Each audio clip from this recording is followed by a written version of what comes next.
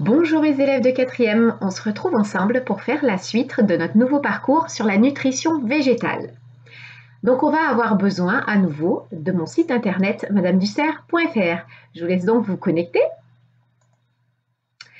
Quand on va sur madameduserre.fr, nous allons cliquer sur cours 4e, thème 2, parcours 2. La dernière fois, nous avons vu ensemble le grand A, les prélèvements de matière par les végétaux. Nous avons découvert que les végétaux prélevaient du dioxyde de carbone au niveau de leurs feuilles par des petites structures qu'on appelle les stomates.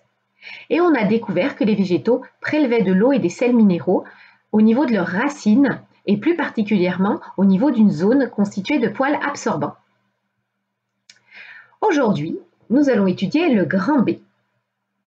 Le grand B s'intitule « La distribution et le devenir des substances prélevées par les plantes », puisque nous venons de voir que les plantes prélevaient à la fois un gaz, le dioxyde de carbone, et à la fois de l'eau et des sels minéraux. On va essayer de savoir à quoi vont pouvoir leur servir ces substances et également comment ces substances sont distribuées à l'intérieur du végétal. L'activité est dessous, ici. Déterminer le devenir de la matière prélevée par les végétaux. Donc en cliquant dessus, l'activité va apparaître dans un lien, mais moi je vous la mets également en PDF au niveau de Pronote. Vous allez avoir aussi deux vidéos très intéressantes que je vous conseille de regarder au fur et à mesure qu'on va réaliser l'activité. L'activité, la voici. Donc, 4e, thème 2, déterminer le devenir de la matière prélevée par les végétaux. Ce que l'on sait déjà. Les végétaux prélèvent du dioxyde de carbone dans l'atmosphère et de l'eau et des sels minéraux dans le sol. Ce que l'on cherche à résoudre, comment les plantes utilisent-elles cette matière? Consigne numéro 1. Chez les animaux, de la matière, eau, sels minéraux, nutriments, dioxygène, dioxyde de carbone, circule grâce au sang qui la véhicule jusqu'aux organes. Proposer une hypothèse quant aux moyens de faire circuler la matière minérale prélevée par les poils absorbants de la plante. Donc là, moi, je vous propose dans un premier temps, bien évidemment, d'écrire votre propre hypothèse, sachant qu'à présent, nous savons qu'une hypothèse, bien évidemment, se formule de façon à mettre en évidence qu'on est incertain. J'imagine que, je suppose, je crois, je pense. Mais il faut également, suite à notre hypothèse, essayer de préciser les conséquences vérifiables. C'est-à-dire que si notre hypothèse est exacte, qu'est-ce que cela impliquerait ? Donc maintenant qu'on est en 4e, surtout en fin d'année, on essaye d'être un peu plus précis dans nos hypothèses et on essaye en même temps que la formulation de notre hypothèse de fournir la conséquence vérifiable de notre hypothèse. Donc je vous propose de mettre pause. Et une fois que vous avez écrit votre hypothèse, eh bien vous pouvez regarder la mienne. Mon hypothèse à moi. Je suppose que la matière minérale prélevée circule dans des vaisseaux. J'imagine qu'à l'intérieur du végétal, il doit y avoir des vaisseaux, comme un petit peu des vaisseaux sanguins qui existent chez certains animaux. Et ma conséquence vérifiable serait, ce qui implique que, ça veut dire que c'est la conséquence vérifiable que je vais décrire juste après, si je dissèque un végétal, je devrais les observer. C'est-à-dire que si j'ouvre un végétal, si je regarde à l'intérieur d'un peu plus près, je devrais trouver ces fameux vaisseaux dans lesquels circule la matière minérale prélevée par les racines. Je passe donc à ma question petit 2. Afin de vérifier l'hypothèse, observez les branches de céleri en classe et notez les résultats.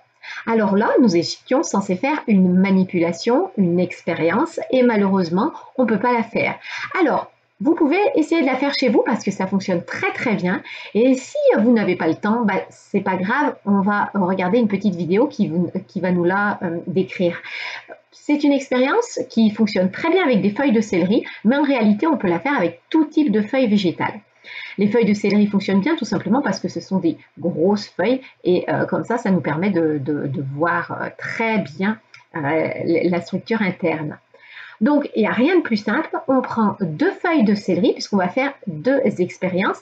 En effet, chaque fois qu'on veut pouvoir regarder des résultats et pouvoir ensuite les interpréter, il nous faut forcément une comparaison. Et pour comparer nos résultats, il nous faut ce qu'on appelle une expérience témoin, c'est-à-dire une expérience dans laquelle on ne modifie aucun paramètre, c'est-à-dire qu'on fait une situation, on va dire, entre guillemets, normale.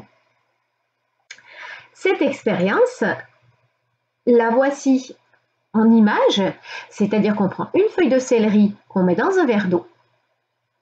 Ça, c'est notre expérience témoin. Et à côté, on prend une feuille de céleri et cette fois-ci, on la met dans un verre d'eau colorée. Donc en général, c'est avec du colorant alimentaire. Si on veut voir l'expérience en vidéo, on va cliquer ici, vidéo, manipulation sur les vaisseaux conducteurs.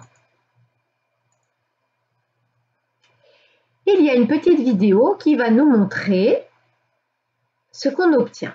Donc nous, on ne va pas la regarder intégralement, je vais juste vous montrer les étapes essentielles. Donc dans cette vidéo, on voit une personne, une professeure, qui a mis justement ses feuilles de céleri à l'intérieur d'un pot d'eau. Alors là, c'est un Erlen Meyer, mais nous, un verre d'eau, ça va très bien. Donc, ils sont à l'intérieur d'eau bleue. Il faut les laisser plusieurs heures, bien sûr. Et au bout de plusieurs heures, quand on les coupe, c'est ce que font ici les élèves, eh bien, on va pouvoir s'apercevoir, alors on le voit encore mieux à la loupe, alors ça, c'est ce qu'on appelle une loupe binoculaire. On va pouvoir s'apercevoir que à l'intérieur, eh bien, on va mettre pause ici, hop, on va trouver ici des petits ronds colorés en bleu. Si ces ronds sont colorés en bleu, bien évidemment, c'est tout simplement parce qu'ils ont été colorés par l'eau colorée qu'on avait mis dans le verre qui a dû passer à l'intérieur de ces tubes. Ça veut dire que l'eau qui était dans le verre est remontée tout le long de la tige. Ça, c'est une coupe transversale de la tige, c'est-à-dire qu'on a coupé la tige dans le sens de la largeur et l'eau a dû circuler à l'intérieur. Donc l'eau ne circule pas finalement dans tout le végétal au hasard, hein. Elle circule à l'intérieur de petites structures ici spécialisées. Ces structures en forme de tube, eh bien tout simplement, on va appeler ça des vaisseaux. L'eau et les sels minéraux qu'elle contient, qui ont été prélevés dans le sol, on va appeler ça tout simplement la sève brute.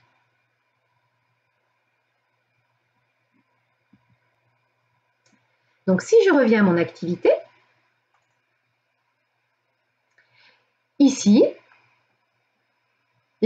alors on a deux colonnes pour comparer les feuilles de céleri dans l'eau et les feuilles de céleri dans l'eau colorée. En début d'expérience, eh bien la tige et les feuilles sont transparentes. Et au bout de 3 heures, eh bien, il ne va pas se passer un tour de magie, hein. Bien évidemment, la tige et les feuilles restent transparentes. C'est le cas normal, c'est ce qui se passe dans la nature. En revanche, si on met de l'eau colorée, on va s'apercevoir, bien sûr, au début de l'expérience, les tiges et les feuilles sont toujours transparentes, mais au bout de 3 heures, on va constater que la tige et les feuilles sont devenues colorées. C'est-à-dire que vous allez avoir du rouge un petit peu en haut des feuilles, ici aussi, et surtout tout à l'intérieur de la tige. Ça veut bien dire que la substance minérale, l'eau ici, est montée, a été absorbée tout le long du végétal. Et lorsqu'on tranche ce végétal pour voir un petit peu comment ça se passe, eh bien on s'aperçoit, donc ici il y a une photo d'une coupe transversale, donc on a coupé la tige, eh bien on s'aperçoit que toute la tige n'est pas rouge. Non, elle ne va être rouge qu'à certains endroits. Au niveau ici de ces structures rondes, de ces petits tubes, et ces petits tubes, j'ai précisé que ça s'appelait des vaisseaux, et plus particulièrement des vaisseaux de sève brute. Donc comme titre, on va pouvoir mettre photographie légendée d'une coupe transversale d'une tige de céleri. Donc bien évidemment, vous, pour légender votre schéma sur votre fiche d'activité, il va falloir mettre pause. Il va falloir bien sûr faire ça avec une règle et un crayon de papier de façon soignée. On fait toujours des traits horizontaux tracés à la règle avec au bout du trait une flèche. Donc ces petites structures tubulaires, ces petits tubes qu'on a sectionnés ici, ce sont des vaisseaux. Donc la sève va circuler à l'intérieur de ces vaisseaux. Je passe à la suite de l'activité. Interpréter les résultats obtenus de A et B et valider ou non l'hypothèse. Interpréter des résultats, c'est se servir des informations qu'on a recueillies, les mettre en lien et leur donner du sens. Du coup, qu'est-ce que j'ai observé en A et en B? J'observe que, on commence toujours par un constat, parce qu'on sait, la matière minérale absorbée par les racines, c'est ce qu'on appelle la sève brute, colore des structures spécialisées en forme de tube. Ça, c'est ce que j'ai observé grâce à mon expérience, à mon colorant et à ma dissection. J'en déduis que ça, c'est mon interprétation, c'est ce que je donne comme sens à mes observations.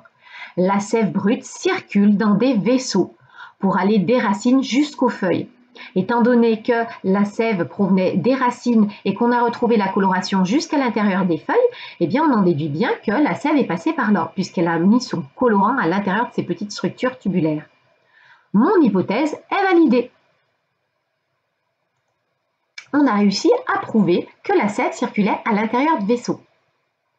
Avec la feuille de céleri, on peut même parvenir, en tirant un peu sur la feuille, à dégager tout le long les petits vaisseaux. Ça se voit très bien. Donc, si vous cassez une feuille de céleri entre vos mains comme ça, il y a beaucoup de chances pour que vous puissiez obtenir un vaisseau de sève brute à l'intérieur de vos doigts. Ils sont très visibles puisque ces feuilles sont très grosses. Je passe à la question suivante, question 3. Nous savons que les feuilles des plantes prélèvent du dioxyde de carbone. Donc ça, c'est ce qu'on a vu la semaine dernière dans l'atmosphère. Et qu'elles obtiennent de l'eau et des sels minéraux grâce aux vaisseaux de sève brute. Donc l'eau et les sels minéraux sont absorbés par les racines au niveau des poils absorbants, c'est ce qu'on a vu la semaine dernière. Et maintenant, on vient de voir que, eh bien, ils sont transportés par des vaisseaux de sève brute à l'intérieur du végétal. Afin de savoir comment elles s'en servent, nous allons comparer une feuille verte exposée à la lumière avec une feuille verte à l'obscurité. Donc, on sait que le végétal prélève du gaz, du CO2. On sait qu'il prélève et qu'il transporte de la sève brute. Maintenant, on va essayer de savoir ce qu'il en fait de ça. Pour savoir ce qu'il en fait, on fait une expérience avec des feuilles exposées soit à la lumière, soit à l'obscurité. Alors là aussi, il fallait réaliser des expériences en classe avec des feuilles de géranium. Alors ce que je vous propose, c'est d'essayer à la maison, si vous avez un géranium, en découpant un petit cache et avec un trombone, vous pouvez accrocher ce petit cache sur une feuille et vous laissez votre géranium plusieurs jours, bien sûr, à la lumière. Normalement, il est déjà à la lumière, donc vous le laissez tel quel, on va dire. Et au bout de plusieurs jours, eh bien, vous pouvez regarder la feuille, comment elle est devenue, et mener l'expérience. Alors, ce qu'on appelle le Lugol, dont nous, on va avoir besoin, c'est aussi ce qu'on appelle de l'eau iodée. Ça peut se trouver en pharmacie. Donc, peut-être que vous pouvez en acheter pour essayer vous-même. Sinon, voici la petite vidéo de l'expérience. Donc, quand on va sur mon site internet, ici, il y a écrit manipulation sur les feuilles exposées à la lumière ou à l'obscurité. C'est ma vidéo. Donc, voici ici des feuilles de géranium. Et comme vous pouvez le voir, il y a des feuilles qui sont entourées de papier aluminium. Et bien évidemment, eh bien, elles ne sont pas exposées à la lumière. Et il y a aussi une feuille ici qui présente un cache en noir, on voit ici. Alors là, ils ont agrafé tout autour, mais avec une petite trombone, ça tient bien. On peut aussi essayer de faire cette expérience sur des feuilles de géranium à feuilles panachées, puisque ces feuilles ici, dans leur pourtour, ne possèdent pas de pigments. C'est comme si elles avaient été mises à l'obscurité. Donc on fait ça pendant plusieurs heures, et ensuite on récupère nos feuilles de géranium, celles qui étaient à la lumière, celles qui étaient entièrement à l'obscurité et celles qui avaient un petit cache. Ces feuilles, il va falloir les faire décolorer. Pour les faire décolorer, c'est-à-dire enlever tous leurs pigments, tout le vert qu'elles contiennent, eh bien on va les faire bouillir dans de l'alcool. Une fois qu'elles ont bouilli, on les récupère. et on va pouvoir verser dessus le Lugol. Donc ici, on a des feuilles qui étaient entièrement à la lumière, on verse du Lugol dessus. Les feuilles qui étaient entièrement à l'obscurité, on va aussi verser du Lugol dessus. Et les feuilles qui avaient un cache. Et voici ce qu'on obtient une fois qu'on a laissé agir le Lugol. Ça, c'était notre feuille entièrement à la lumière. C'est donc ce qu'on va appeler notre feuille témoin, puisqu'elle était dans les conditions normales, on n'a changé aucun paramètre. Cette feuille témoin va nous permettre de comparer les résultats obtenus en changeant certains paramètres, donc en comparant avec les feuilles test. Donc ça, c'est bien l'expérience témoin. Donc on s'aperçoit que toute cette feuille, eh bien, elle est devenue marron foncé. Le Lugol colore en marron foncé les cellules végétales qui contiennent de l'amidon. L'amidon, c'est un sucre, c'est un sucre lent. Le sucre qu'on trouve par exemple dans le pain, dans le riz, c'est un sucre lent qui est assez caractéristique des végétaux. Donc finalement, toute cette feuille a réagi au Lugol.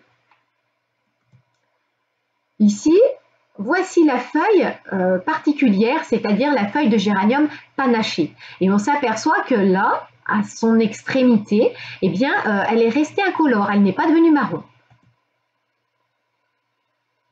Ici, c'est la feuille qui possédait un cache. Donc on s'aperçoit qu'à la zone où il y avait son cache, eh bien, elle est restée incolore, tandis que toute la zone où il n'y avait pas de cache, qui était donc exposée à la lumière, elle est devenue marron.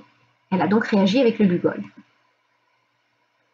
Et ici, c'est la feuille qui était complètement dans le papier aluminium.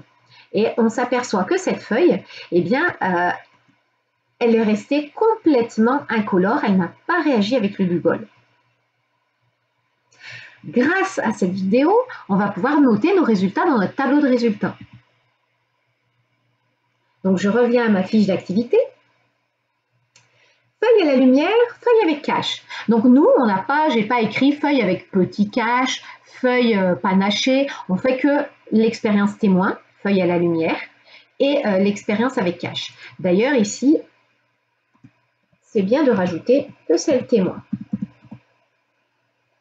Voilà. Donc résultat.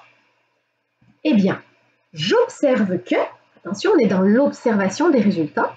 Le Lugol, c'est-à-dire le produit chimique qu'on a versé dessus, ce que j'ai aussi appelé l'eau iodée, colore toutes les cellules de la feuille. Tandis que la feuille avec cache, j'observe que le Lugol ne colore pas les cellules de la feuille. Elles sont restées incolores.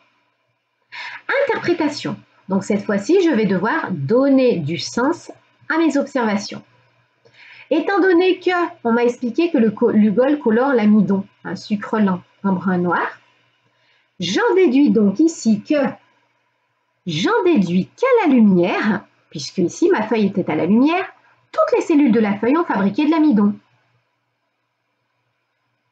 Ici, j'en déduis qu'à l'obscurité, les cellules de la feuille n'ont pas fabriqué d'amidon. Donc ces cellules-là, à l'obscurité, n'ont pas été capables de fabriquer leur sucre, tandis que celles-ci, elles ont pu le faire. Je vais pouvoir écrire une petite phrase de conclusion, quand même, parce que j'ai mené mes interprétations, mais il me manque quand même ma petite phrase de conclusion qui explique ce qui s'est passé. Donc moi, ce que je propose en conclusion, c'est tout simplement les cellules végétales transforment la sève brute, c'est-à-dire l'eau et les sels minéraux qui avaient été absorbés par les racines et transportés par les vaisseaux, et le CO2, c'est-à-dire le gaz qui a été absorbé par les feuilles au niveau des stomates, eh bien elles transforment tout cela en amidon, mais seulement à une condition, c'est si elles sont à la lumière. Cette réaction chimique qui permet à un végétal de transformer le gaz qui prélève dans l'air et l'eau et les sels minéraux qui prélèvent dans le sol et de les transformer en sucre, c'est ce qu'on appelle la photosynthèse. Et cette photosynthèse, elle ne peut fonctionner qu'en présence de lumière. Les végétaux verts ne sont pas capables de les faire à l'obscurité, puisque leur pigment, ce qui les rend verts, ce pigment ne peut fonctionner qu'en présence de lumière. et c'est lui qui va permettre la transformation, la réaction chimique. Je vais pouvoir m'auto-évaluer. Donc, dans cette activité, ce que j'ai surtout travaillé, c'est ma compétence C11, interpréter des résultats. Pour savoir si j'ai réussi ou pas cette compétence, eh bien, je lis les indicateurs de réussite, je me suis servi de mes observations, je les ai mis en lien et je leur ai donné du sens, afin d'expliquer, d'une part, comment circulent l'eau et les sels minéraux à l'intérieur d'un végétal, et d'autre part, deuxièmement, comment un végétal réalise la photosynthèse. Si je suis parvenue à expliquer tout ça à partir des observations que j'ai menées dans mes expériences, eh bien, c'est que je suis capable d'interpréter des résultats. Et je peux du coup mettre mon petit curseur d'évaluation vers mon smiley qui sourit. J'ai bien réussi cette compétence-là.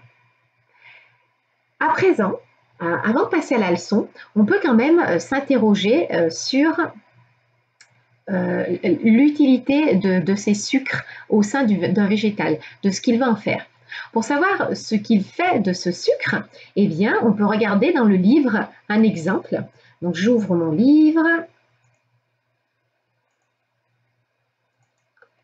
Le voilà. Tout d'abord, je m'aperçois qu'une fois que les sucres sont fabriqués à l'intérieur des feuilles d'un végétal, comme on l'a vu tout à l'heure, puisqu'on a coloré on va zoomer, on a coloré en bleu marron les feuilles d'un végétal.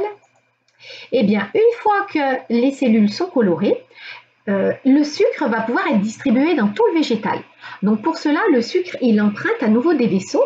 Alors là, on les voit, ça c'était les vaisseaux de sève brute tout à l'heure qui transportaient l'eau et les sels minéraux. Eh bien, il faut savoir qu'il existe aussi, alors ça c'était l'expérience avec le cache,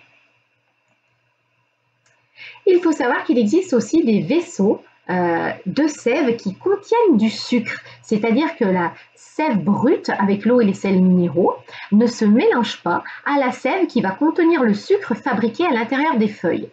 Donc les cellules végétales, grâce à la sève brute et au dioxyde de carbone, vont réaliser la photosynthèse, c'est-à-dire qu'elles vont produire de l'amidon.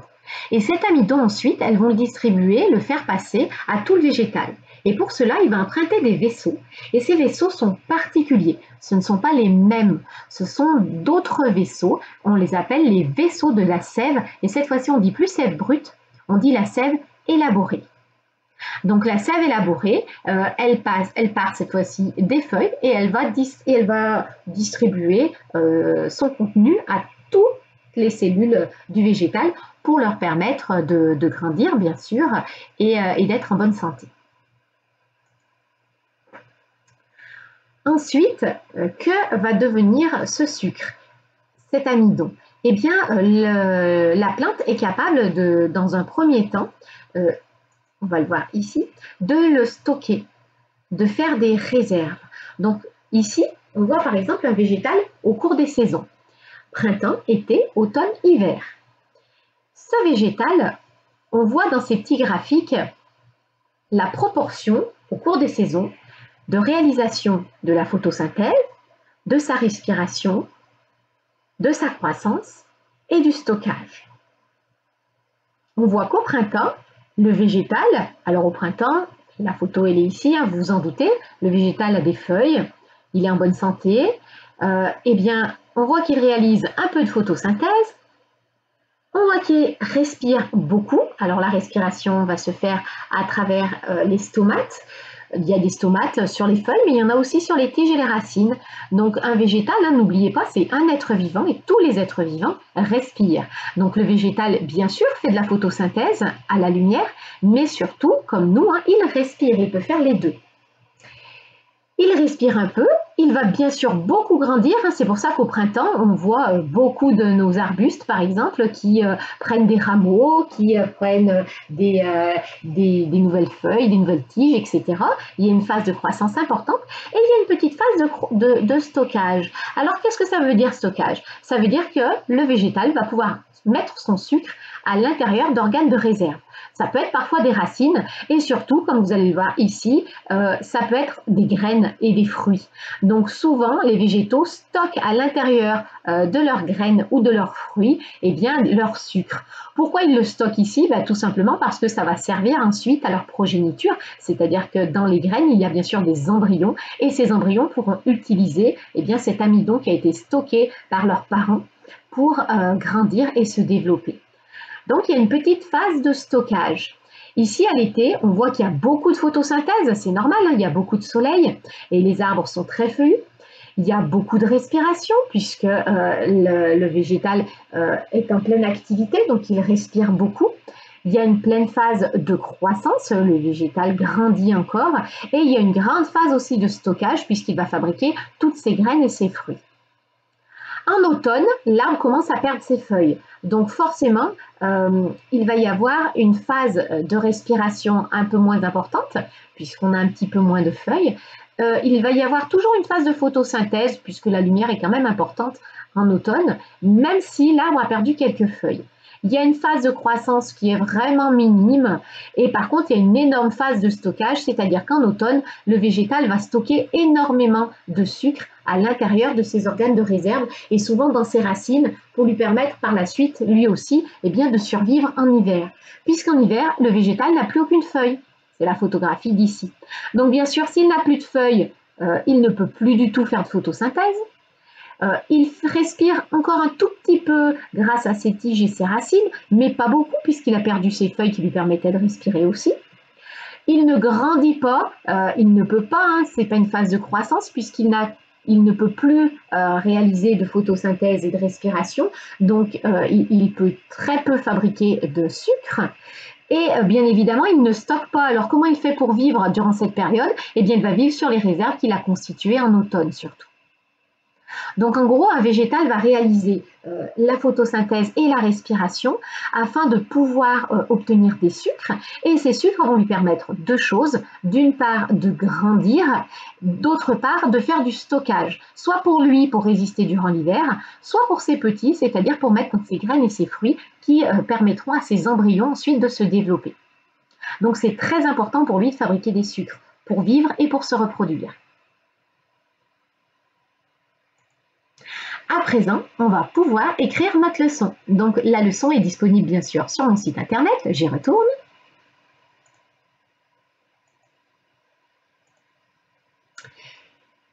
Elle est ici.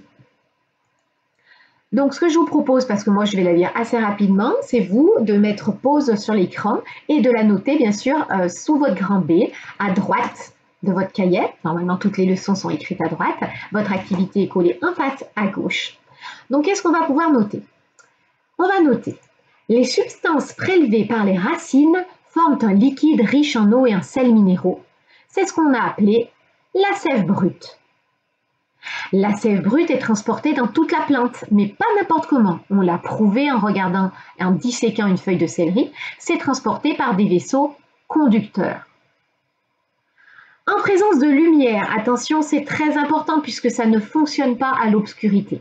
En présence de lumière, l'eau, les sels minéraux et le dioxyde de carbone, capté par la plante, sont utilisés pour fabriquer, ou pour la synthèse, c'est pareil, c'est un synonyme, de matière organique. Je vous rappelle que la matière organique, c'est la matière fabriquée par un être vivant. Et ça, cette réaction à la lumière qui permet de transformer l'eau et les sels minéraux, le CO2, en sucre, c'est-à-dire en matière organique, c'est ce qu'on appelle la photosynthèse. Photo, ça veut dire lumière, synthèse, ça veut dire fabriquer, c'est la fabrication qui se fait à la lumière. Cette photosynthèse, elle se déroule dans les cellules des parties vertes de la plante. C'est très important de préciser que ce sont les parties vertes, puisque ce sont ces parties qui contiennent le pigment, qui contiennent la chlorophylle. Sans chlorophylle, les végétaux ne peuvent pas le faire. Donc les végétaux qui ne sont pas verts, ne font pas la photosynthèse. Et plus particulièrement, qu'est-ce qui est très vert dans un végétal, c'est surtout ses feuilles. Donc c'est surtout les feuilles d'un végétal qui font la photosynthèse, mais quand même aussi un petit peu sa tige. La matière organique fabriquée par photosynthèse est riche en glucides. Les glucides, ce sont les sucres. Et ces sucres, ils vont être ensuite transportés dans une sève un peu particulière. On appelle cela la sève élaborée. Elle est distribuée dans toute la plante grâce à des vaisseaux particuliers. La sève élaborée ne se mélange pas à la sève brute. Ensuite, on a regardé un petit peu les pages du livre et on va pouvoir noter à la suite. Donc, il n'y a pas d'activité, puisque normalement, c'était un exercice à faire à la maison. Mais nous, on est déjà à la maison, donc on peut écrire tout de suite à la suite. On peut sauter une ligne si on veut. La matière organique contenue dans la sève élaborée permet aux cellules végétales de produire de l'énergie grâce à la respiration. Il faut que le végétal respire. S'il ne respire pas, c'est comme si vous bloquez votre respiration, vous mourrez. Vous obtenez votre énergie, vous aussi, en respirant. Donc le végétal, c'est la même chose, il doit respirer. Ça va lui permettre aussi de grandir, sa croissance, et ça lui permet aussi de stocker son énergie dans des organes comme les graines et les fruits, par exemple. Et là, dans ce cas-là, ces sucres-là, ils serviront bien sûr pour ces bébés, puisque les graines et les fruits, les graines contiennent les embryons des végétaux. Voilà, nous venons de terminer notre partie grand B. Et pour le coup, nous venons aussi de terminer notre parcours. C'est un petit parcours sur l'importance de la nutrition chez les végétaux et comment cela se déroulait.